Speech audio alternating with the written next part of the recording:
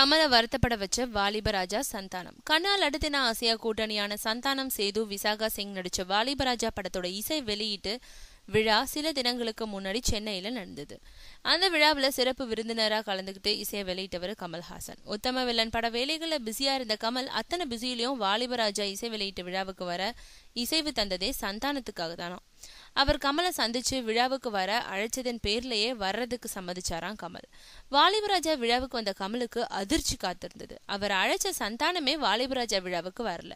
ஆந்திராவில் நடந்துட்டு வரும் லிங்கா படத்தோட படப்பிடிப்புல ரஜினியோட நடிச்சுக்கிட்டு இருக்கிறதுனால சந்தானம் வரலன்னு காரணம் சொல்லப்பட்டிருக்கு. அதை கேட்டதும் கமலுக்கு சந்தானம் மேல வருத்தமா. ரஜினியோட நடிக்கிறது நல்ல விஷயம்தான், அதை முன்கூட்டியே எனக்கு தகவல் சொல்லியிருக்கலாமேன்னு வாலிபராஜா படத்தோட தயாரிப்பாளர்கள்ல ஒருவரான முரளி கிட்ட வருத்தப்பட்டாராம் கமல். இந்த விஷயத்த சந்தானத்தோட கவனத்துக்கு கொண்டு போயிருக்காரு முரளி. உடனே கமலுக்கு போன் செஞ்சு சாரி சொன்னாராம் சந்தானம்.